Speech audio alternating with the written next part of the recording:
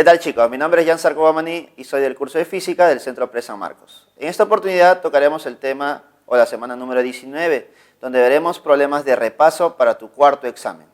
Tocaremos algunos problemas más interesantes y más importantes para que tú puedas resolver todas las dudas de estas semanas que hemos tenido desarrollando.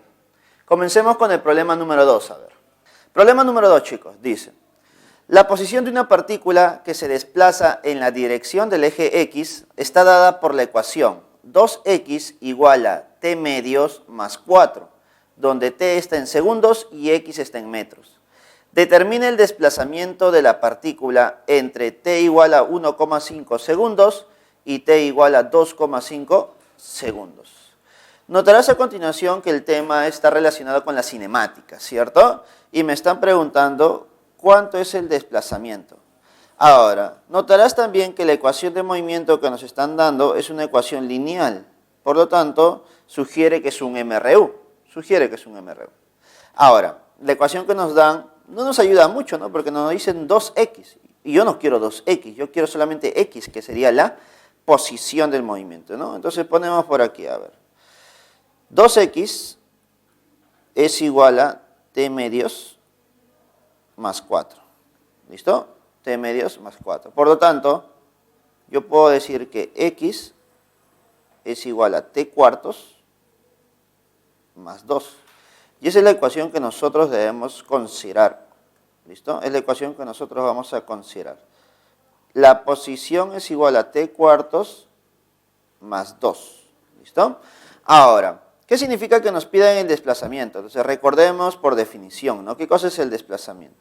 Desplazamiento viene a ser la variación de la posición entre variación de tiempo. ¿Listo? Eso solamente recordando el tema de cinemática, recordando los elementos de la cinemática, ¿no? Profesor, desplazamiento es igual a variación de posición entre variación de tiempo. Obviamente, esa variación de posición lo vas a hacer en dos tiempos distintos, ¿no?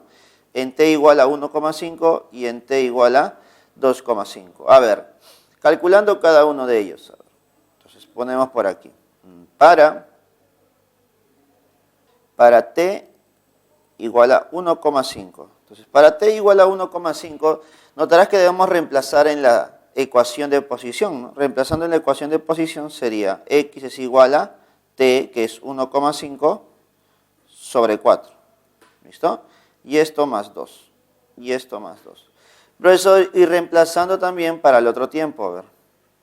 Reemplazando igual para el otro tiempo. Para t igual a 2,5, ¿cierto? 2,5 segundos. ¿Ya está? Tendríamos dos posiciones, posición inicial y posición final. Posición 1 y posición 2. Sería 2,5 sobre 4, ¿no? Y esto más 2. Ya está. A ver, mira, yo te sugiero algo. Como tú recordarás, vas a encontrar la diferencia, ¿no? La variación. Y esa variación, recuerda que es una resta entre los dos valores. Pero notarás que dentro de cada uno de ellos tenemos 1,5 entre 4, ¿no? Yo sé que tú puedes calcular ese valor y luego sumarle 2. Y yo sé que también puedes calcular 2,5 entre 4 y le sumas 2. Y luego esos valores los restas y lo divides entre variación de tiempo. Pero ¿qué te parece si en vez de operarlo cada uno por separado, ya lo operamos de forma directa? De forma directa. A ver, ¿cómo es eso, profesor? ¿Cómo sería eso?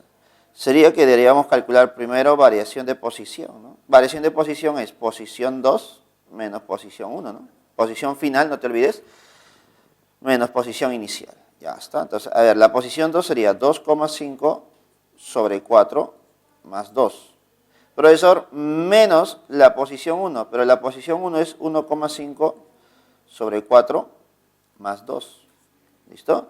Y te has dado cuenta, ¿no? ¿Por qué estoy tratando de hacer eso? Porque operarías menos, pues. Porque tendríamos un 2,5 sobre 4 menos, no te olvides, menos 1,5 sobre 4. ¿Y eso cuánto sería, chicos? 2,5 menos 1,5, notarás que sería 1 simplemente, ¿no? Un cuarto. ¿Listo? Ahora, profesor, ¿qué pasó con el 2 y el 2 que está dentro de los paréntesis? Notarás que se van, ¿cierto? Porque uno es positivo y el otro es negativo. Ah, entonces, profesor, ¿me está diciendo que la variación de posición simplemente es un cuarto? Sí. ¿Listo? Y un cuarto, ¿cuánto vale? Sería 0,25, ¿no? ¿Esa sería mi respuesta, profesor? No, pues tranquilo, porque recuerda que me piden desplazamiento. Y desplazamiento es variación de posición sobre variación de tiempo. Esa variación de posición es 0,25, ¿no? Y la variación de tiempo, notarás, de un tiempo 1,5 a 2,5, recuerda que la diferencia es tiempo final menos tiempo inicial, es decir, 2,5 menos 1,5. Eso simplemente es 1, ¿cierto? No te olvides, ¿eh? La variación de tiempo sería 1. Por lo tanto, ahora sí podemos decir que tu respuesta sería 0,25 entre 1 sería 0,25. Y por ser desplazamiento, unidades metros. Ahora, tú notarás, ¿por qué tiene un signo en cada una de tus claves? Porque recuerda que el desplazamiento es una cantidad vectorial. Por lo tanto, le corresponde un signo. En esta oportunidad va a ser signo positivo. Profesor, ¿y cuándo será negativo? Bueno, eso te va a salir de la diferencia de las dos posiciones, ¿no? En esta oportunidad me ha salido positiva la diferencia. Por lo tanto, tu desplazamiento será positivo. Y la clave que deberíamos marcar en esta oportunidad sería la A, ¿no? 0,25 metros, positivo. Continuando con el siguiente problema, chicos. Problema 4. Un cuerpo se mueve rectilíneamente en la dirección del eje X, de acuerdo a la ecuación X es igual a 9 menos 6t más t cuadrado, donde X se mide en metros y t se mide en segundos. Determine la velocidad del cuerpo en el instante en que se encuentra en la posición X es igual a 0. Ya está. Entonces, notarás la ecuación que nos dan es una ecuación de segundo grado, ¿no? Por lo tanto, hablamos de un movimiento MRV. Y en el movimiento MRV debemos recordar las ecuaciones de movimiento. MRV. Por lo tanto, recordamos la posición de un móvil es igual a la posición inicial más velocidad inicial por el tiempo más un medio de la aceleración por el tiempo al cuadrado. La siguiente ecuación sería velocidad final es igual a velocidad inicial más aceleración por tiempo. Y la última que es muy importante también, ¿no? Velocidad al cuadrado es igual a velocidad inicial al cuadrado más 2 veces aceleración por variación de posición. ¿Listo? Ya está. Ahora, quiero que notes algo, a ver. Nuestro problema nos da de dato una de estas tres ecuaciones. ¿Y cuál sería la primera, no? La posición final es igual a posición inicial más velocidad inicial por el tiempo más un medio por aceleración por tiempo al cuadrado. Entonces, ¿qué se sugiere en estos problemas? Primero, determinar todos los valores iniciales. ¿A qué nos referimos? A la posición inicial, velocidad inicial y aceleración, ¿cierto? Y aceleración. ¿Y eso cómo lo vamos a encontrar? Simplemente comparando ambas ecuaciones. Notarás que el término independiente de tu dato, de tu problema, de tu ecuación dato, ¿cuánto sería? 9, ¿cierto? Ese es el término independiente. Y tu término independiente en la fórmula general sería la posición inicial. Por lo tanto, dime, ¿qué cosa puedo decir yo? Puedo decir lo siguiente, ¿no? Que la posición inicial, ¿cuánto sería? 9, ¿no? En este caso, 9 metros. Profesor, ¿qué más podemos encontrar? A ver, si yo sigo comparando, ¿qué cosa puedo decir? A ver, puedo decir lo siguiente. Puedo decir que el término que acompaña al tiempo, al término lineal, sería menos 6. ¿Listo? Esa es tu ecuación dato. Pero en la ecuación dato sería velocidad inicial. Ah, profesor, entonces usted me está diciendo que la velocidad inicial sería menos 6 metros sobre segundo, ¿cierto? ¿Y qué significaba el menos 6? Que el cuerpo se estaba yendo hacia la izquierda, ¿no? Negativo, hacia la izquierda. Ya está, profesor, ya tengo posición inicial y velocidad inicial. Ahora te faltaría solamente la aceleración. Aquí debes tener mucho cuidado, porque mira, ¿quién acompaña el término cuadrático? Más 1, profesor, más 1. No se nota, pero ahí tú recuerda que es un 1, más 1. Y en tu ecuación general sería un medio de aceleración. Profesor, entonces usted me está diciendo que un medio de la aceleración es igual a más 1, ¿cierto? Sí, es igual a más 1. Por lo tanto, entonces podemos decir que la aceleración, ¿cuánto es? Sería más 2 metros sobre segundos al cuadrado. ¿Listo? Entonces ya tenemos las tres cantidades básicas, ¿no? Las tres cantidades iniciales. ¿Listo? Ya está. Tenemos la velocidad inicial, rapidez inicial, posición inicial y la aceleración, ¿no? Del cuerpo. Ahora, luego te dicen, determine la velocidad del cuerpo en el instante en que se encuentre en la posición cero. En la posición cero. Profesor, para poder encontrar la velocidad final, ¿te das cuenta que podemos usar la segunda ecuación? Sí. ¿Ya tengo la velocidad inicial? Claro, profesor, vale menos 6. ¿Ya tengo la aceleración? Claro, excelente, tengo más 2. ¿Y qué te faltaría? Profesor, solamente me faltaría el factor tiempo. Pero yo te pregunto, ¿cuánto tiempo ha pasado para que el cuerpo esté en la posición cero? ¿Cómo lo podrías encontrar? Evaluando. Evaluando. ¿Y de dónde vas a sacar esa evaluación? De la ecuación que te dan, pues, ¿no? Decimos, para x igual a 0, entonces, ¿el tiempo cuánto será? Ah, profesor, si x es igual a 0, ¿el tiempo cuánto será? Eso lo vas a encontrar de la ecuación que te dan a continuación, ¿no? Que sería x igual a 9 menos 6t más t cuadrado. ¿Listo? De esa ecuación la vas a encontrar. Evaluando, mira, sería 0 igual a 9 menos 6t más t cuadrado. Profesor, noto que esta es una ecuación cuadrática, ¿no? Una ecuación de segundo grado. ¿Y cómo podemos resolver esta ecuación de segundo grado? Bueno, puede ser por aspa simple.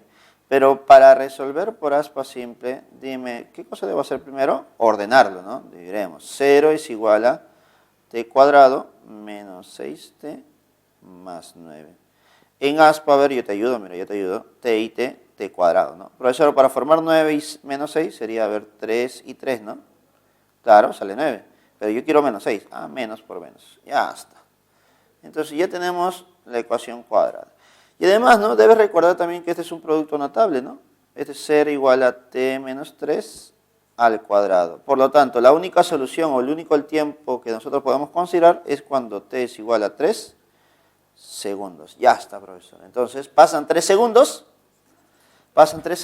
y el cuerpo está en esa posición 0, ¿cierto? Sí.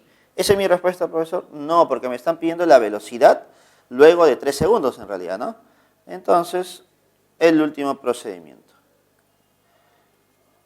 Para t igual a 3 segundos. Para t igual a 3 segundos, la ecuación a usar sería esta, ¿no? Velocidad final es igual a velocidad inicial más aceleración por el tiempo. A ver, reemplazando. Velocidad inicial, menos 6. Aceleración, 2, profesor, 2. El tiempo, 3. Dime, ¿cuánto sería tu velocidad? Profesor, no lo creo, sería 0, ¿cierto? Tu velocidad final después de 3 segundos sería 0. 0 metros sobre segundos, ¿no? Profesor, ¿esa es mi respuesta? Sí. Significa de que después de 3 segundos el cuerpo está con una velocidad 0, pero presenta todavía aceleración. No te olvides, presenta todavía aceleración, pero en ese instante sería 0 y tu respuesta sería la A. Continuando, chicos, resolveremos el problema número 6. A ver, un problema de cinemática nuevamente, pero ahora creo que vamos a combinar dos partes de la cinemática. Problema 6 dice, la figura es una vista de arriba hacia abajo, ¿listo? De arriba hacia abajo, de dos móviles, A y B, que se desplazan en un plano horizontal, ¿listo? Imaginemos que estamos viendo el movimiento de dos móviles desde arriba hacia abajo, ¿no? Y están en un plano horizontal, están en el piso. El móvil A tiene un MRU, es decir, el móvil A se mueve con velocidad constante y pasa por el punto P con una rapidez de 10, ¿no? Recuerda, si pasa por el punto P con una rapidez de 10, es la misma velocidad o rapidez en todos los puntos, ¿no? De su movimiento. En este mismo instante, el móvil B parte de P y se desplaza como muestra la figura. Determine la magnitud de la aceleración del móvil B cuando el móvil A pasa por Q y B pasa por R. Ah, profesor, entonces, cuando A recorre 200 metros, B habrá recorrido la distancia de P hasta R. Sabiendo esa distancia que ha recorrido, debemos calcular la aceleración. ¿Listo? Pero algo muy interesante, mira, te dicen que el móvil B parte de P. Parte de P. ¿Cómo podemos interpretar eso? Podemos decir que la velocidad inicial del móvil B sería 0, ¿no? Porque parte de ese punto, recién va a comenzar su movimiento. Ah, entonces está bien, profesor. Entonces podemos considerar que la velocidad inicial del móvil B sería 0. Ya está. Ahora, yo te pregunto, a ver, si te das cuenta, estamos aquí en un problema, primero, de geometría, ¿no? ¿Por qué? Porque tenemos que analizar las distancias entre ellos. A recorre 200 metros. La pregunta es, ¿cuánto recorre B? ¿Cuánto será toda esta distancia? ¿Cuánto será toda esta distancia de aquí, no? Porque recuerda que esa distancia es la que me va a ayudar a entender cuánto sería la aceleración para el móvil B, ¿no? ¿Listo?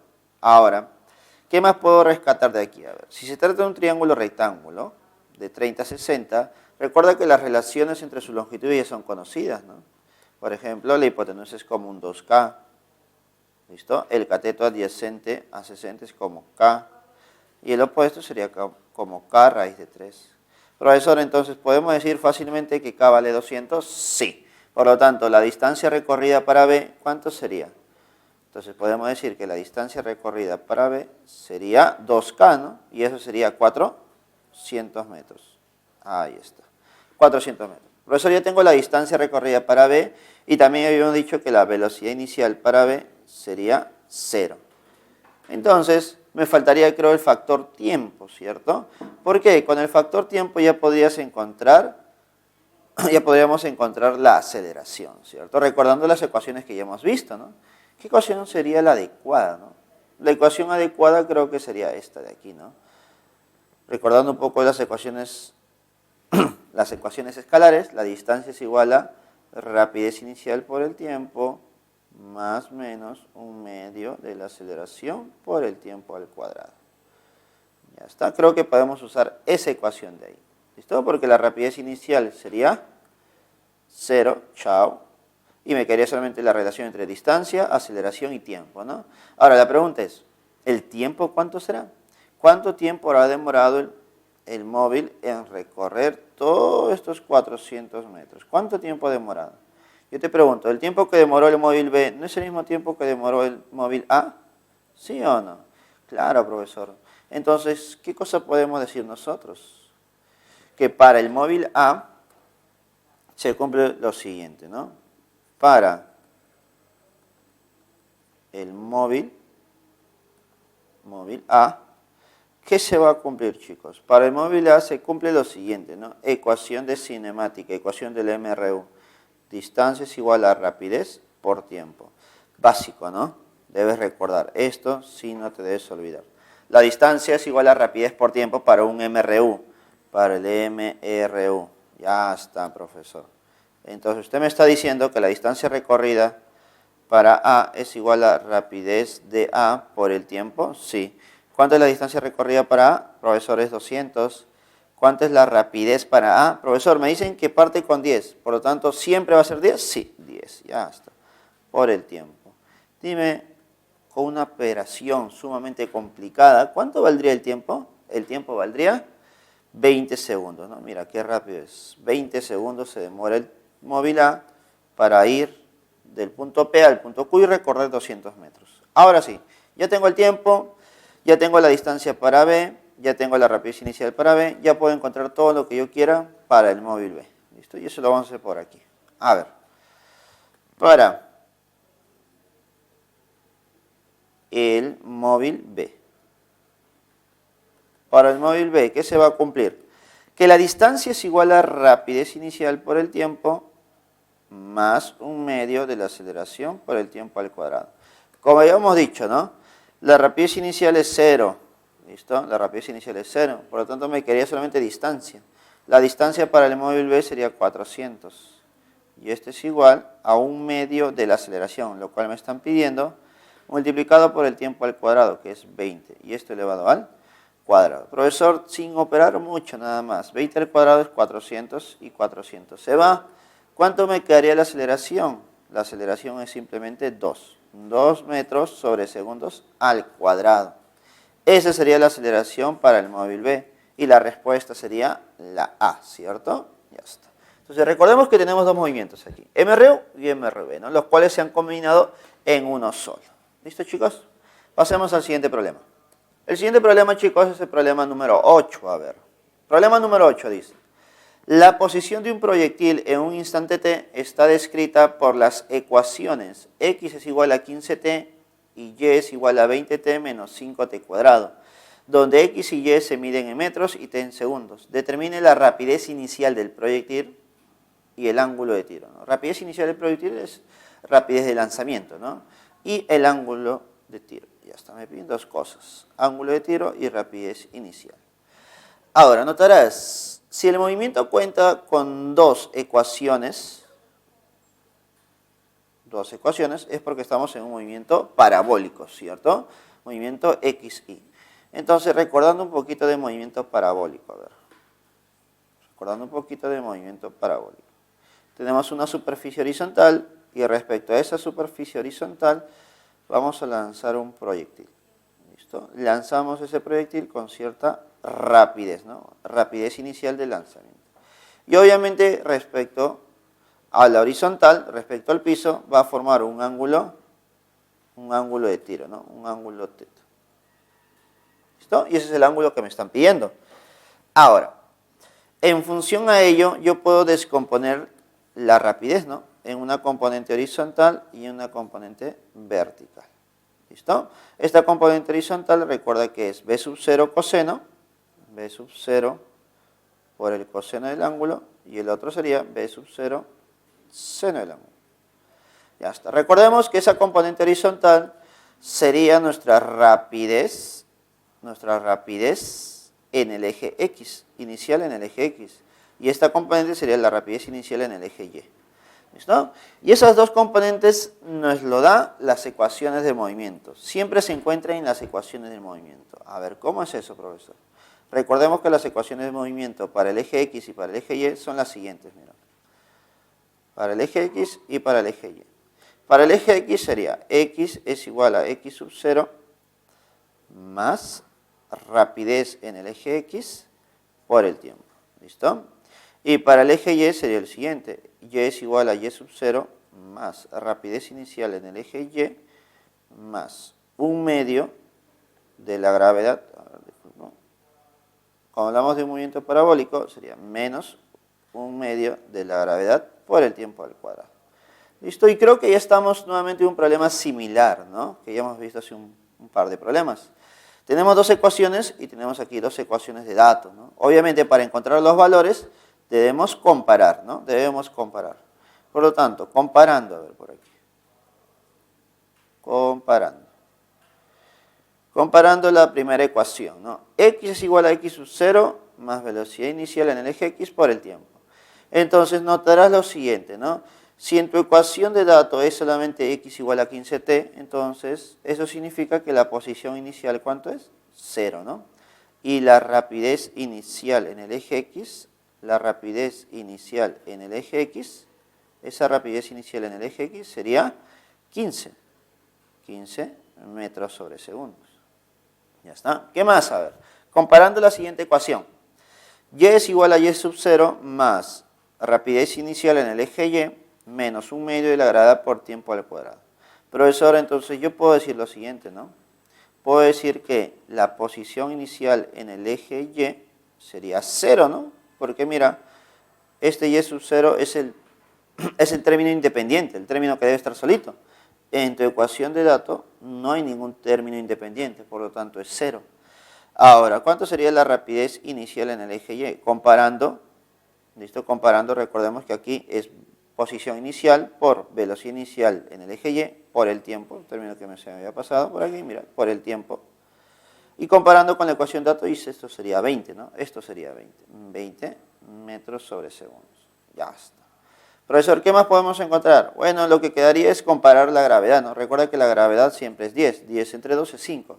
Mira, y coincide con lo que estamos plasmando en la ecuación datos, ¿no? Ya está. Entonces ya tenemos los valores generados al comparar ambas ecuaciones. Ya está. Eso es solamente recordando nada más. ¿Listo? Por lo tanto, ya puedo plasmar todo en mi problema, ¿no? A ver, graficando, ¿cómo sería? A ver. Graficando los valores sería lo siguiente, ¿no? Este proyectil se mueve con una componente en la horizontal de 15, con 15 metros sobre segundos. y en la vertical con 20 metros sobre segundos. Tú te preguntarás, profesor, ¿cómo puedo calcular la rapidez de tiro? La rapidez de tiro se calcula como la raíz de la componente en el eje X al cuadrado más la componente en el eje Y al cuadrado. Entonces si yo quiero la rapidez de tiro, tendría que hacer lo siguiente, ¿no? La rapidez inicial de tiro es igual a raíz de 15 al cuadrado más 20 al cuadrado. ¿Listo? Y dime, ¿cuánto saldría eso? Creo que te das cuenta que la operación saldría 25, ¿no? Esa operación es conocida. 25 metros sobre segundos. Y esa sería tu primera respuesta, ¿no?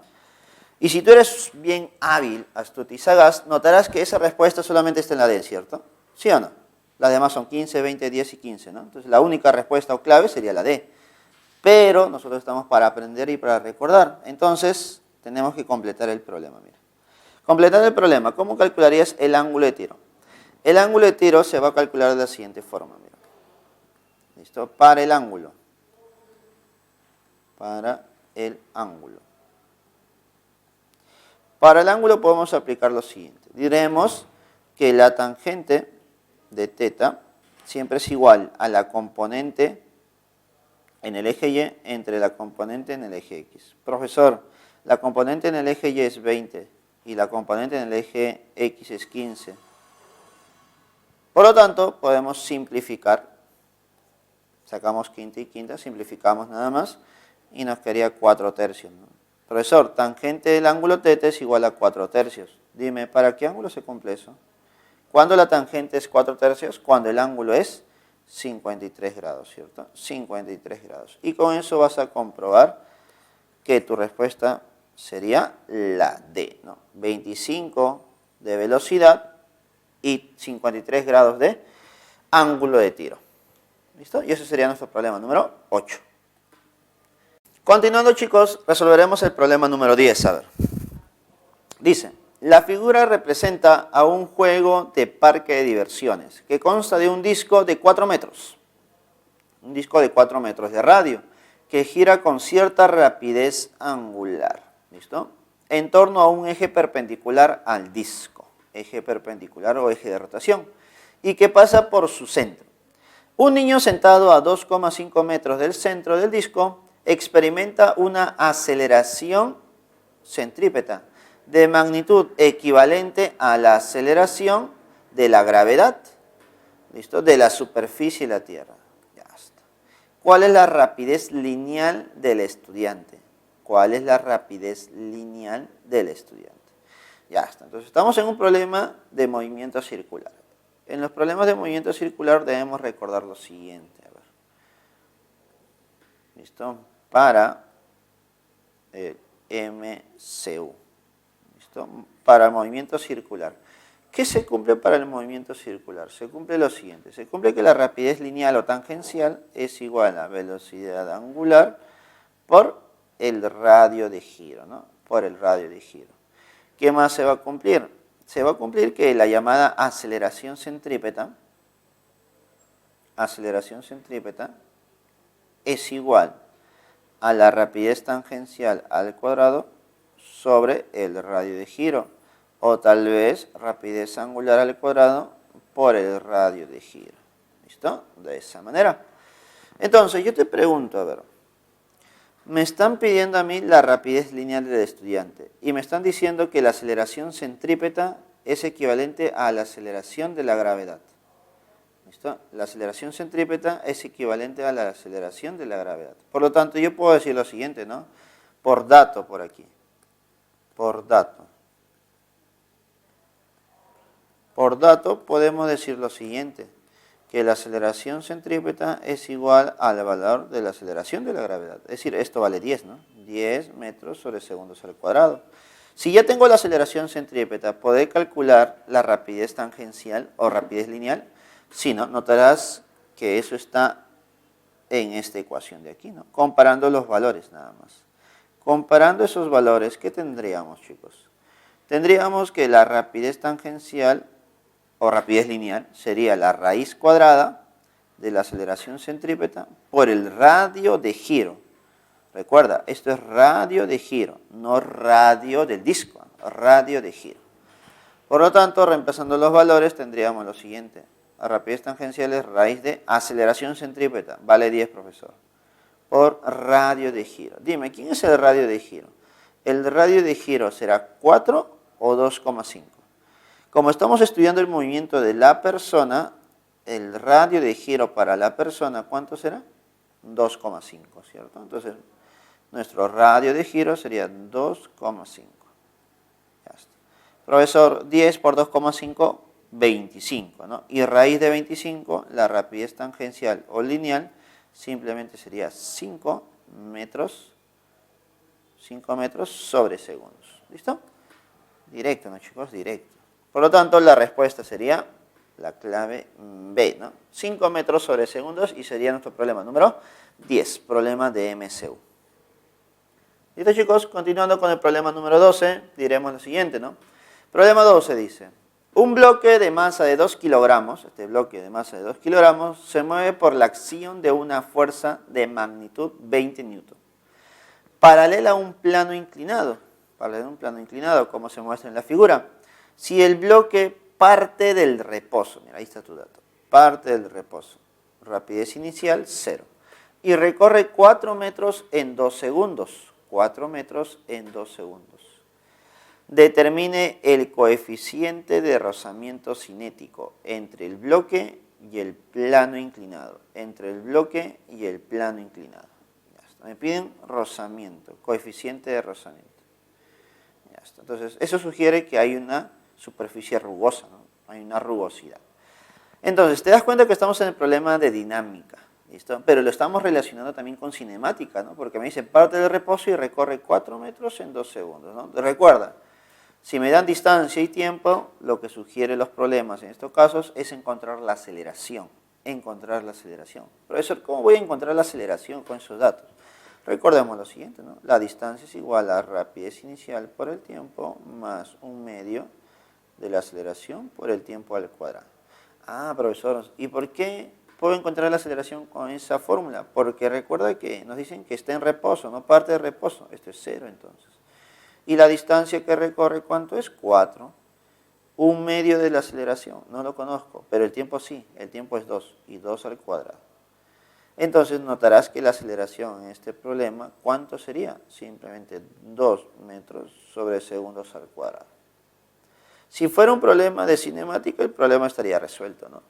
Pero eso ya lo hemos visto, ya hemos encontrado la aceleración. Ahora, en base a la aceleración, me piden calcular el coeficiente de rozamiento cinético. Y recuerda que si estamos en un problema de dinámica, lo primero que debemos hacer es graficar las fuerzas, ¿no? Hacer un diagrama de cuerpo libre. Y la primera y más importante creo yo que es la fuerza y la gravedad, ¿cierto? Si su masa es 2 kilogramos, ¿cuánto es la fuerza de gravedad, profesor? Por 10, 20, ya está, 20 newton. ¿Qué más, profesor? Encontramos una fuerza de reacción normal, ¿cierto? Ya está, fuerza de reacción normal. Listo, profesor, pero si me dicen que hay un coeficiente de rozamiento, entonces hay fricción. La pregunta es, ¿la fricción hacia dónde será? Recuerda que la fricción siempre es en contra del movimiento. Pero el problema ya te sugiere que la fuerza inclinada es la que genera el movimiento, ¿no?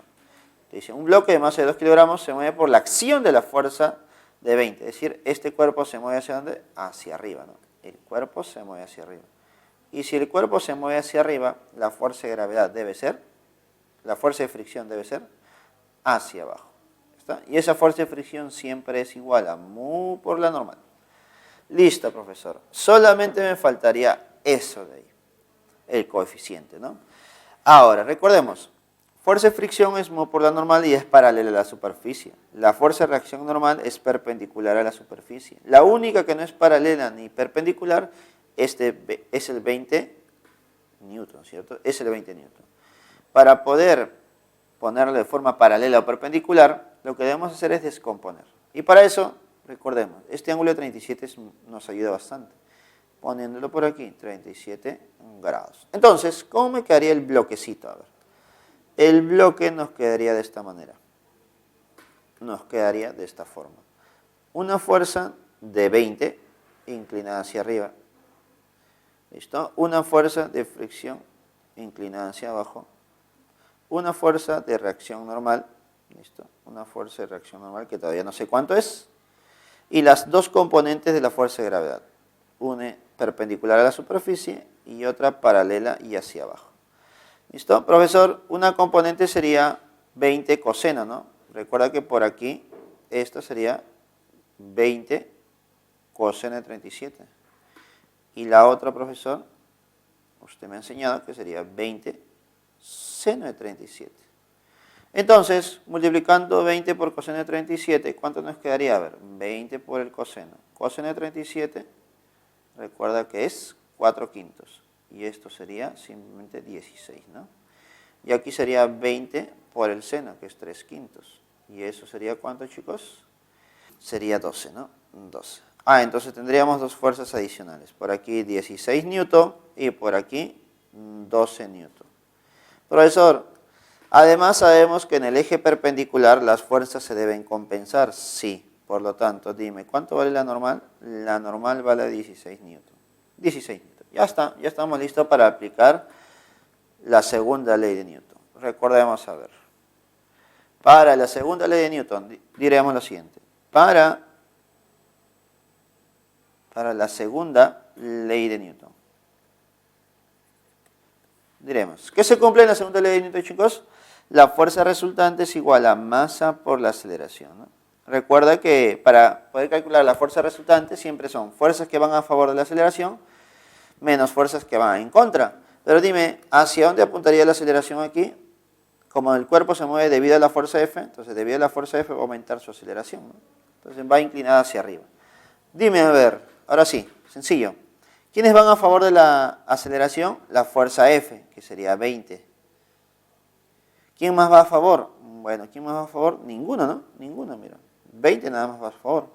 ¿Quiénes van en contra? Bueno, va 12 en contra. ¿Quién más? La fuerza de fricción va en contra. ¿Alguien más? No, eso es todo. La normal y 16 newton se compensa. Y esto es igual a la masa. Dime, ¿cuánto es la masa del bloque? 2, ¿no? 2 kilogramos. ¿Por la aceleración del bloque? Bueno, profesor, hemos encontrado que la aceleración es 2 también. Ya está. A ver, operando un poquito, a ver, 20 menos 12, 8. Menos la fricción es igual a 4. Profesor, entonces, ¿yo puedo decir que la fuerza de fricción es igual a 4 newton? Sí. ¿Esa sería mi respuesta? No, porque no me piden la fuerza de fricción, me piden el coeficiente. Profesor, pero recordemos que esta fuerza de fricción es igual a mu por la normal. Entonces diremos, 4 es igual a mu por la normal, pero la normal, ¿cuánto vale? 16. Entonces diremos que mu vale 4 sobre 16, que es igual a un cuarto. ¿Y eso cuánto es? Un cuarto es igual a 0,25. Unidades, chicos, no tiene unidades, una cantidad adimensional. Si el coeficiente de rozamiento es 0,25, nuestra clave sería la B, ¿cierto? Recordemos que este es un problema ya elaborado, ¿cierto? Tenemos que aplicar dos teorías, la teoría de cinemática y la teoría de dinámica, ¿listo?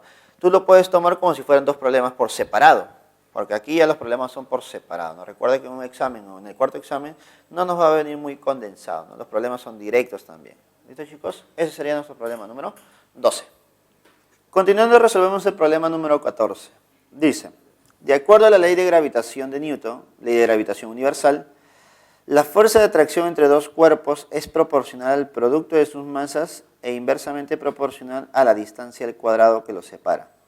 Sabiendo que aproximadamente la masa de la Luna es 80ª parte de la masa de la Tierra, 80ª parte de la masa de la Tierra, y su radio es la 4ª parte del radio de la Tierra. Determinar la magnitud de la aceleración de la gravedad en la superficie lunar. Determine también que el peso de una persona en la Luna si su masa es de 80 kilogramos. A ver, primero encontremos la gravedad en la Luna, ¿no? La gravedad en la Luna. Entonces diremos lo siguiente. La gravedad en la Luna, recordando, sería igual a la constante de gravitación universal. Masa de la Luna entre el radio de la Luna. ¿Listo? De esa manera. El radio de la Luna al cuadrado. ¿Listo? Eso sería la gravedad de la Luna. Ya está. Ahora, ¿Qué más? A ver, recordando también, para poder comparar, recordamos que el grado, la gravedad en la Tierra, la superficie terrestre, sería constante de gravitación universal, más el planeta de la Tierra entre distancia de la Tierra al cuadrado. ¿Listo? Distancia o radio de la Tierra al cuadrado. Ya está.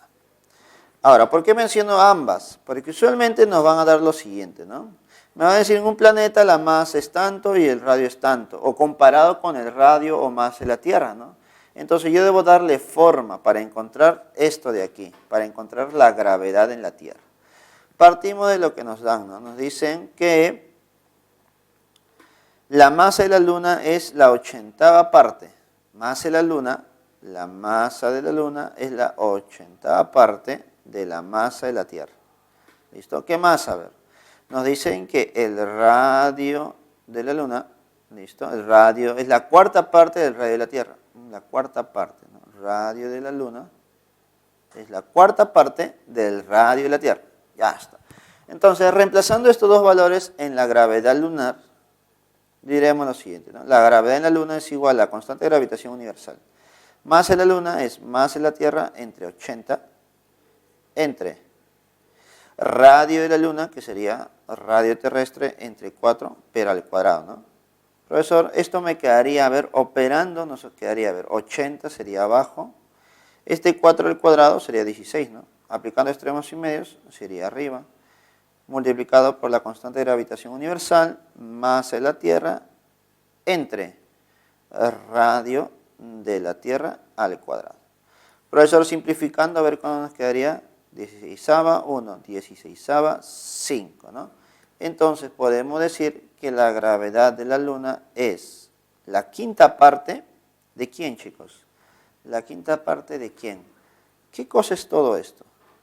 Todo esto representa la gravedad en la Tierra. Entonces la gravedad en la Luna aproximadamente es la 5ª parte de la gravedad en la Tierra. Y es un dato que muchos manejan, ¿no? Se dice por ahí que la gravedad en la Luna es la 5ª parte o la 6ª parte de la gravedad en la Tierra, ¿no? Entonces aproximadamente tenemos esos valores. Ahora, dime a ver, determine también el peso de una persona en la Luna si su masa es de 80 kilogramos. Ya está. Entonces ya vamos a calcular los valores que nos piden. Profesor, me dicen que la gravedad en la Luna es la 5ª parte de la gravedad en la Tierra. Pero el problema te dice que la gravedad en la Tierra, ¿cuánto vale? 10, ¿no? Entonces, 1/5 de 10, ¿cuánto sería? 1/5 de 10 sería 2. 2 metros sobre segundos al cuadrado. Es tu primera respuesta, que es la gravedad en la Luna. Ahora, sabiendo la gravedad en la Luna, dime, ¿tú puedes calcular el peso de una persona en la Luna? Claro, pues, claro. Porque recordemos que el peso es igual a la masa por la gravedad. En este caso, la gravedad en la Luna. Y esto es igual a 80 kilogramos por la gravedad en la Luna, que vale 2. Y esto sería simplemente 160. Entonces, la persona pesa 160 newton en la Luna. ¿Listo? En la Luna pesaría 160 con una gravedad de 2 metros sobre segundos al cuadrado. Y eso estaría en la clave E, ¿cierto? Enano. ¿Listo, chicos? Y eso sería un tema de ley de gravitación universal, o como mencionan por aquí, ¿no? La ley de gravitación de Newton.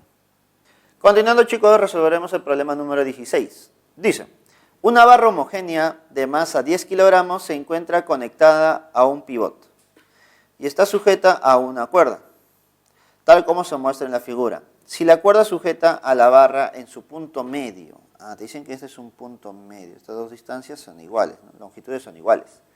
Determine la magnitud de la fuerza que el pivot ejerce sobre la barra. La fuerza ejercida sobre el pivot debido a la fuerza o las fuerzas generadas por la barra, ¿no? En este caso puede ser el peso también. A ver. Me piden la magnitud de la fuerza que el pivot ejerce sobre la barra. ¿Está? Esa fuerza que el pivot ejerce sobre la barra se considera una fuerza de reacción, ¿no? Una fuerza de reacción. Ya está. Yo no sé cómo será esa fuerza de reacción. Inclinada, puede ser horizontal, puede ser vertical, y eso va a depender de las demás fuerzas, ¿no? Una de ellas sería la fuerza de la cuerda, ¿no? Que es una fuerza de tensión. Y otra fuerza sería la fuerza de la gravedad. Profesor, 10 kilogramos, fuerza de gravedad de 100. Pues recuerda, por ser una barra homogénea, se concentra en el punto medio. Entonces sería 100 newton.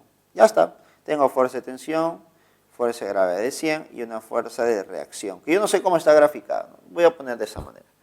Entonces, ¿qué cosa puedo aplicar? Me dicen que podemos entender que está en equilibrio, ¿no? No se mueve. Por lo tanto, si no se mueve, dime, ¿qué se va a cumplir? Que la fuerza resultante es cero. ¿Listo? Si la fuerza resultante es cero, profesor, ¿qué cosa puedo hacer yo? Puedo aplicar un método muy conocido, ¿no? Si la fuerza resultante es cero y tenemos tres fuerzas, entonces una fuerza debe ser esta. Otra fuerza puede ser esta. ¿Listo? Pero para que la fuerza resultante sea cero, la tercera fuerza debe cerrar una figura. Entonces, si yo tengo tres fuerzas, las tres fuerzas, ¿qué cosa generan? Una figura cerrada. En este caso, un triángulo, donde las tres fuerzas, la fuerza 1, la fuerza 2 y la fuerza 3, generan un triángulo cerrado. Profesor, y justo lo que ocurre aquí, ¿no? Usualmente en los problemas de estática, lo que nos vamos a encontrar es con tres fuerzas, básicamente, ¿no? En este caso, la tensión, la gravedad y la fuerza de reacción. Con esas tres fuerzas, ¿qué cosa debo hacer yo? Formar un triángulo cerrado. ¿Listo? Un triángulo. A ver, comencemos. Yo siempre sugiero que el orden que debemos trabajar sería fuerzas horizontales y fuerzas verticales primero. Por ejemplo, puedo graficar yo primero la fuerza de gravedad, ¿no? Que vale 100. ¿Listo? Luego, ¿qué más puedo graficar yo? Puedo graficar una fuerza inclinada, ¿no? En este caso, me conviene graficar primero la tensión, ¿no? Primero la tensión. Ya está. ¿Listo? Entonces, siempre se sugiere en ese orden. Fuerzas horizontales, fuerzas verticales. Ya está. A ver, entonces tenemos ahí la fuerza de 100. Dime, ahora, poniendo consecutivamente una fuerza inclinada, ¿cuál sería? Dime, ¿puedo por aquí poner la fuerza de tensión? ¿Sí, no? ¿Forman consecutivamente? Sí, son consecutivos. ¿Lo puedo poner por aquí, profesor? También, si deseas, no hay problema. La idea es que el vector sea consecutivo. ¿Listo? Ahora, profesor, el tercer problema, la tercera fuerza. ¿Dónde sería la tercera fuerza? La tercera fuerza sería ¿dónde? Sería completando el triángulo, ¿cierto? Completando el triángulo. Entonces, la tercera fuerza sería esta obligatoriamente, ¿cierto? Obligatoriamente sería eso, la reacción. Ya está. Ahora, lo que nos faltaría es completar los ángulos. Y creo que uno de ellos ya es conocido, ¿no? Uno de ellos es 53 grados. 53 grados. Ya está. Entonces, me faltaría algo más. Me faltaría ya sea este ángulo o el de aquí, ¿no? ¿Listo? Y para eso debemos recordar algo. A ver, ¿qué pasaría si yo descompongo esta fuerza? La fuerza de 100 la descompongo una perpendicularmente y otra paralelamente.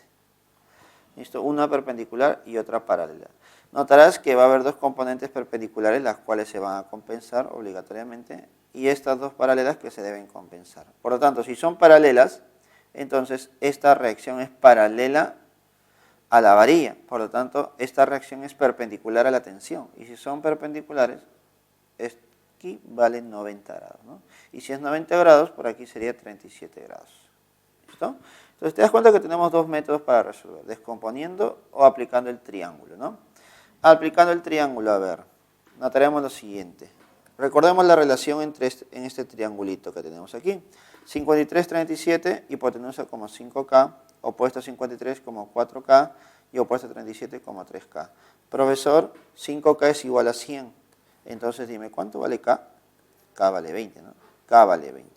Y si K vale 20, quiero que me digas, a ver, ¿cuánto vale la reacción? Profesor, la reacción vale 4K y 4 por 20 sería 80 newton.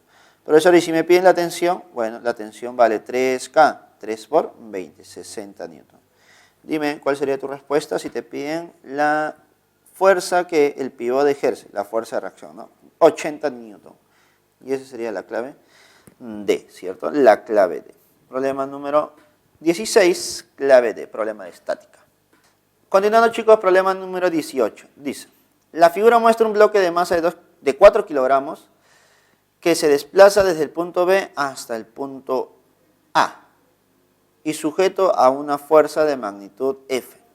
Si se desprecia todo tipo de rozamiento y la velocidad del bloque es constante, mira, este dato es muy importante, recuerda, ¿no? Este dato es sumamente importante. ¿Listo? Velocidad constante. Determina el trabajo que desarrolla por la fuerza en mención, ¿no? Ya, me están pidiendo el trabajo desarrollado por la fuerza F. Ahora, entonces, si estamos en el tema de trabajo, debes recordar que es muy importante el movimiento, la dirección del movimiento y la dirección de la fuerza, ¿no? Y en este problema me dicen que va de B hasta A. Por lo tanto, diremos que el cuerpo está bajando, ¿no? Va de B hasta A, va hacia abajo. Profesor, entonces, así de forma sencilla nada más. Si el bloque está dirigiéndose hacia abajo y la fuerza es hacia arriba, básicamente, entonces la fuerza está en contra del movimiento. Y si la fuerza está en contra del movimiento, el trabajo debe ser negativo, ¿no? ¿Coincides conmigo? ¿Sí o no? Lo que hemos hablado en clase, lo que hemos hablado en la parte teórica. Movimiento es hacia abajo y la fuerza es hacia arriba. La fuerza está en contra del movimiento. Y si una fuerza está en contra del movimiento, dime, ¿el trabajo debe ser positivo o negativo? Profesor, el trabajo debe ser positivo. Ya está, pues. Si el trabajo debe ser negativo, dime, a ojo cerrado, ¿cuál marcarías? La D, ¿no? La única. ¿Por qué es la única negativa? Ahora, debemos comprobar eso, ¿no? Recuerda que eso es lo que tú puedes plantear en un examen, ¿no? Analizando teóricamente, podemos decir que la clave es la D.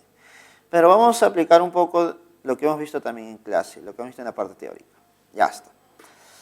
¿Qué significa que la velocidad del bloque sea constante? Profesor, si la velocidad del bloque es constante, podemos decir que la fuerza resultante es cero, ¿cierto? Sí, solo si la velocidad del bloque es constante. Fuerza resultante es cero. ¿Está? ¿Qué más también? Debemos recordar lo siguiente. El trabajo neto, no te olvides, ¿qué cosa era el trabajo neto? Profesor, es la sumatoria de todos los trabajos. Excelente, no te has olvidado de eso, ¿no?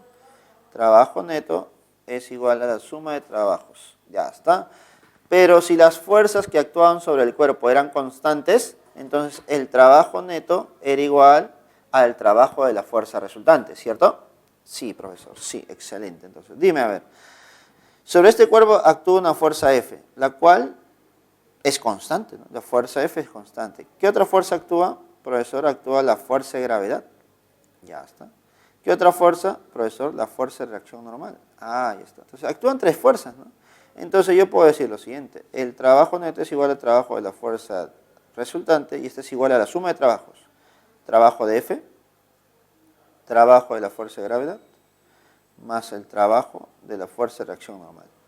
¿Listo? Ahora, dime, recuerda, si la fuerza resultante es cero, el trabajo de la fuerza resultante, el trabajo neto, ¿cuánto debe ser? Profesor, cero, pues, ¿no? Debe ser cero. Excelente, no te has olvidado.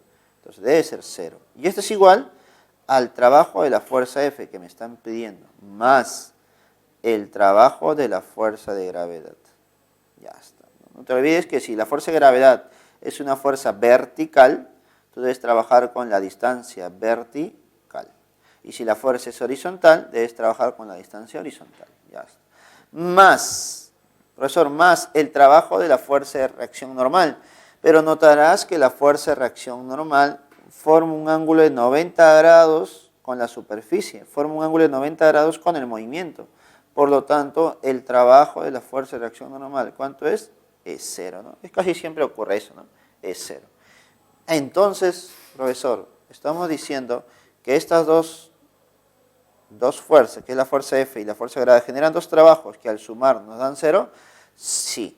Entonces, de forma directa podemos decir que el trabajo de la fuerza F es igual a menos el trabajo de la fuerza de gravedad.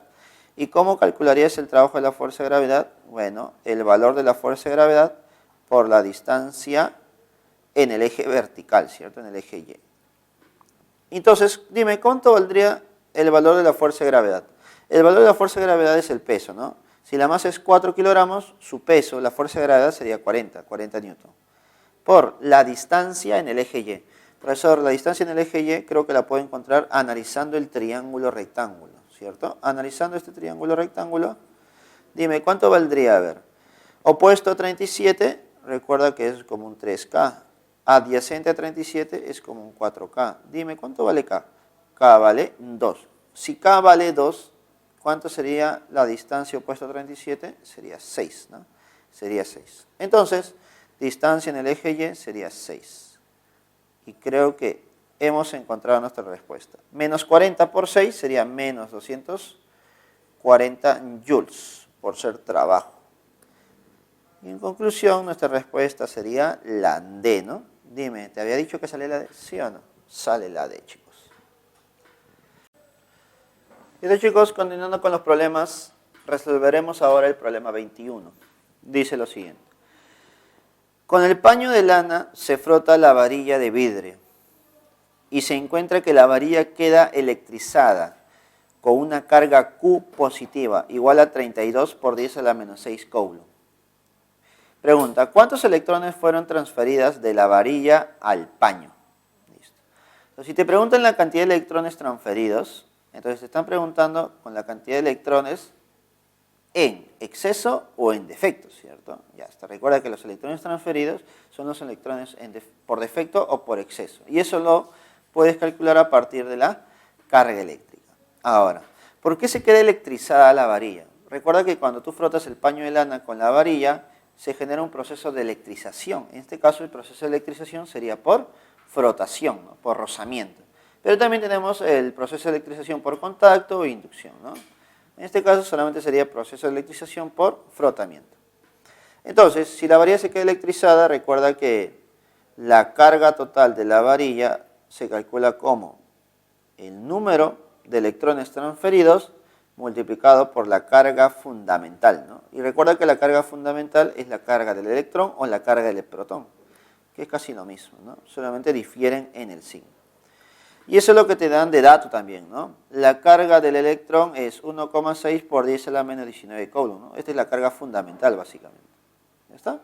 Dime, a ver, reemplazando nada más directo, la carga total es 32 por 10 a la menos 6 coulomb.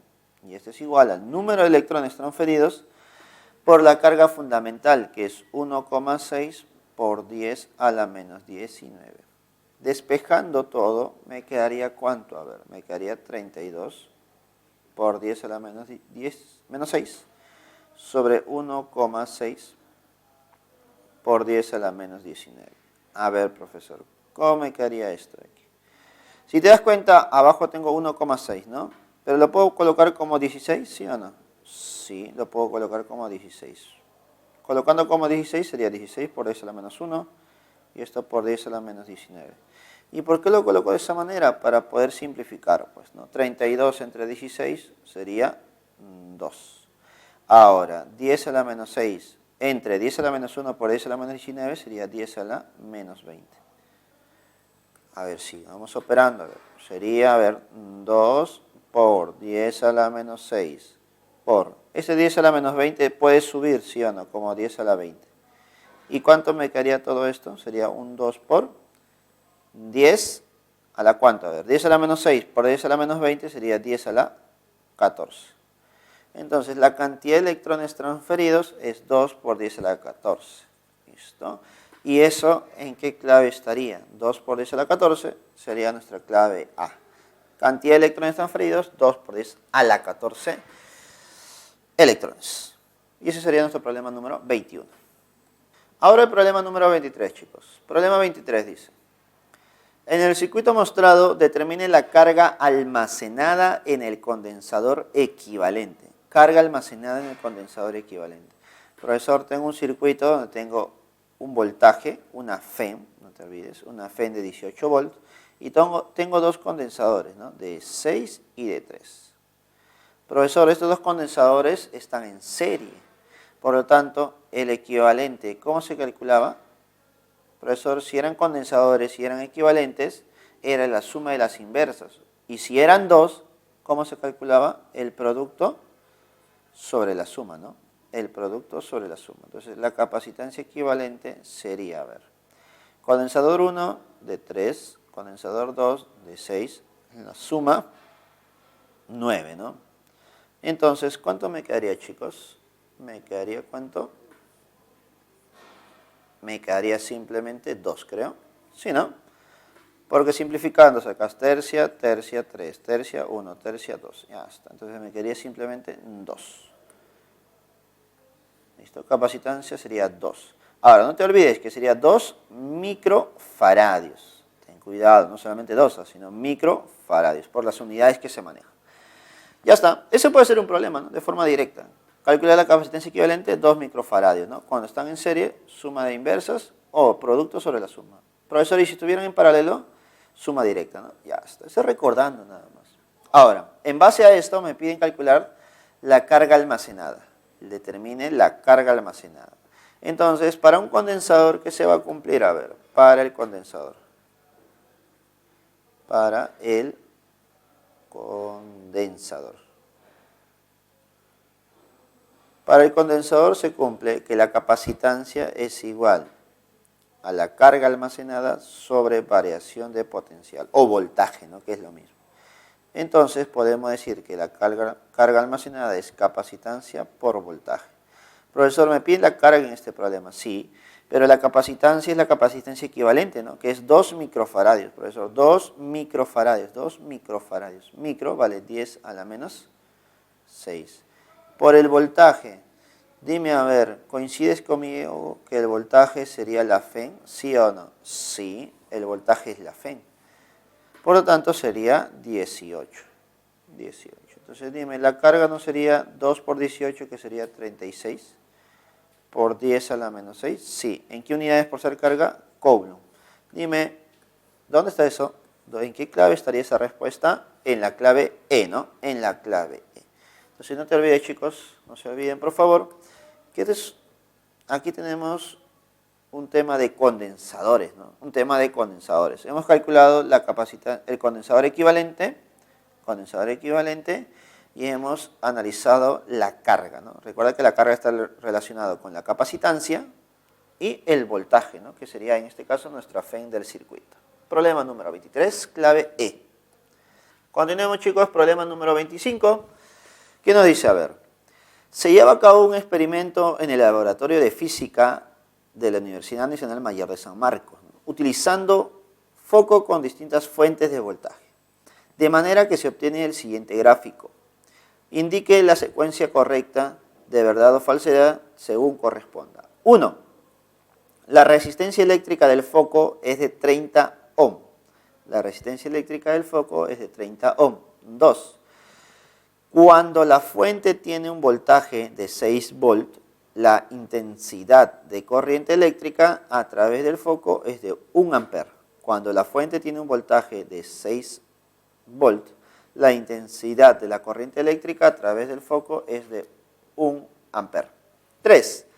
Para una fuente de 1 kilovolt, la resistencia eléctrica del foco es de 1,2 ohm. 1,2 ohm. ¿Listo? Me están diciendo que se va a usar focos de distintas fuentes de voltaje. Es decir, el voltaje va a cambiar, ¿no? El voltaje va a cambiar. Entonces, si cambia el voltaje, cambia la resistencia, cambia la corriente, cambia todo básicamente, ¿no? Y acá me dan la relación entre el voltaje y la corriente. Ya está. Entonces, recordemos algo muy importante. ¿Qué relación existe entre el voltaje y la corriente? Entonces, debemos recordar nuestra famosa ley, ¿no? La ley de Ohm. La ley de Ohm. ¿Qué nos dice Ohm? Ohm nos dice lo siguiente. Nos dice que la variación de voltaje es igual a la intensidad de corriente eléctrica multiplicado por la resistencia. Entonces, si yo quiero responder la primera pregunta, la primera proposición, me dice, la resistencia eléctrica del foco es de 30. Entonces, diremos lo siguiente. Para la 1, si yo quiero la resistencia sería igual a voltaje, variación de voltaje entre corriente. ¿Listo? Entonces yo te pregunto, a ver, en la gráfica, ¿cuánto sería la variación de voltaje? ¿Coincides conmigo que la variación de voltaje sería la diferencia entre voltaje inicial y voltaje final? Sí. De 0 a 3,6, esto sería la variación de voltaje, ¿no? Y sería 3,6. Y la corriente, para esa variación de voltaje, ¿cuánto sería? 0,2. 12, ¿no? Sería 0,12. Por lo tanto, dime, a ver, variación de voltaje sería 3,6. Y la corriente sería 0,12. 0,12. Díganme, chicos, ¿cuánto me quedaría esta resistencia? Esta resistencia efectivamente me quedaría 30, ¿no? 30 ohm. ¿Listo, chicos? Entonces, dime, ¿la primera sería verdadera o falso? La primera es verdadera, ¿no? La primera es verdadera. Primera es verdadera. Vamos con la segunda, a ver. Cuando la fuente tiene un voltaje de 6 volts, la intensidad de corriente a través del foco es de 1 ampere. Cuando la fuente tiene un voltaje de 6 volts, la intensidad de corriente eléctrica a través del foco es de 1 ampere. A ver, entonces creo que ya sabiendo que la resistencia vale 30, dime, ¿podemos calcular la corriente? ¿Sí o no? Si la resistencia vale 30 ya, ¿cuánto sería la corriente? A ver, porque me está preguntando acerca de la corriente, ¿no? La corriente sería variación de voltaje sobre resistencia. Profesor, la corriente es igual al voltaje, variación de voltaje. Pero ahora te dicen que el voltaje va a ser de 6, ¿no? Profesor, de 6, ¿no? De 0 a 6, 6. Sobre la resistencia que vale 30. Sobre la resistencia que vale 30.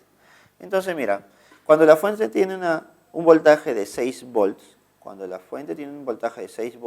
la intensidad de la corriente eléctrica a través del foco sería de 1 ampere. Entonces, voltaje sería 6, resistencia sería 30. Dime, ¿cuánto me sale esto? Esto me sale un quinto, ¿no? ¿Y un quinto cuánto sería? 0,2 ampere. Profesor, no me sale 1 ampere, me sale 0,2 ampere. Por lo tanto, la segunda proposición, ¿será verdadero o falso? La segunda proposición sería falsa, ¿no? Falso. ¿Listo? Entonces, segunda proposición, falsa. Vamos con la tercera, a ver. Vamos con la tercera. La tercera te dice, para una fuente de 1 kilovolt, la resistencia eléctrica del foco sería de 1,2 ohm. Para una fuente de 1 kilovolt, la resistencia eléctrica del foco sería de 1,2 ohm. A ver, dice, para una fuente de 1 kilovolt, la resistencia eléctrica sería de 1,2. Yo te pregunto, si tú sabes que la resistencia del foco es 30, ¿esa resistencia del foco va a cambiar? ¿Tú crees que cambie? ¿El foco será más chiquito, más grande para que su resistencia cambie? Obviamente que no, ¿cierto? Obviamente que no. Por lo tanto, por más que lo sometas a un voltaje mayor de 1 kilovolt, un voltaje menor, dime, la resistencia nunca va a cambiar. ¿Quién va a cambiar? Va a cambiar la corriente eléctrica. La corriente eléctrica es la que cambia. Recuerda, si el voltaje aumenta o disminuye, el que cambia es la corriente. ¿Por eso la resistencia no cambia? No, pues porque hablamos del mismo foco. Y si hablamos del mismo foco, el foco siempre tiene una resistencia de fabricación. Y ese no va a cambiar, ¿no?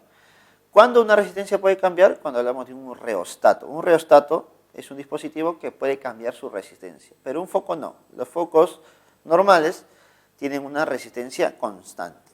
Entonces podemos por aquí, la resistencia es constante. Por lo tanto, si la resistencia es constante, entonces la tercera, dime, para una fuente de 1 kilovolt, la resistencia eléctrica del foco es de 1,2 ohm. Falso, ¿cierto? Falso. ¿Por qué? Porque la resistencia debe ser constante y eso es igual a 30 ohm. Entonces la tercera es falsa. Si la primera es verdadera, las dos últimas son falsas, la clave sería la B, ¿cierto? Clave para el problema 25, B. Continuando, chicos, resolveremos el problema número 27. A ver, dice, la interacción del campo magnético sobre una partícula cargada en movimiento se denomina fuerza magnética. En relación a esto, se tiene un conductor en posición horizontal. Mira, el conductor está en posición horizontal, recto y homogéneo, de 0,1 kilogramos de masa y 0,2 metros de longitud, que es sujetado de los extremos por hilos aislantes, tal como se muestra en la figura. Si la intensidad de corriente eléctrica es de 0,2 ampere y la magnitud del campo magnético uniforme es de 0,3 tesla, determinen la tensión en los hilos aislantes. Determinen la tensión en los hilos aislantes. Ya está. Como la varilla es homogénea, por lo tanto podemos decir que las dos tensiones que están dirigidas hacia arriba deben ser iguales, ¿no? Por la simetría, porque la varilla es homogénea. ¿Está? ¿Qué otra fuerza debemos graficar? Profesor, me dicen que la masa es 0,1 kilogramos, ¿no? Recuerda que si la masa fuera muy pequeña lo podemos despreciar, pero 0,1 kilogramos no es despreciable, entonces sería 1 newton. El peso o la fuerza de gravedad sería 1 newton. Profesor, ¿sería todo? No, pues no. Recuerda que si hay una corriente eléctrica circulando por ese conductor y está dentro de un campo magnético, entonces también va a haber una fuerza magnética. Una fuerza magnética. Esa fuerza magnética, la dirección, ¿cómo la podías calcular? Recuerda con la regla en la mano derecha, ¿cierto? Ya está. Entonces tú ya en clase ya has trabajado regla en la mano derecha. Entonces dime, ¿esa fuerza magnética hacia dónde sería dirigida? ¿Hacia dónde sería dirigida? Mira, notarás que la corriente es hacia un lado, el campo es centrante, la fuerza es hacia abajo, ¿no? Ya está, profesor. Entonces la fuerza magnética, vamos a poner aquí, la fuerza magnética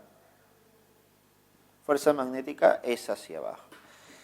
Y si la varilla está en equilibrio, no se mueve, entonces la fuerza resultante es 0. Profesor, ¿qué significa que la fuerza resultante sea 0? Fuerzas que van hacia arriba iguales a fuerzas que van hacia abajo. ¿Listo, chicos? Dime, ¿quién va hacia arriba? Profesor, hacia arriba van las dos tensiones, ya, 2T. Hacia abajo, ¿quién va? La fuerza de gravedad. ¿Quién más? La fuerza magnética.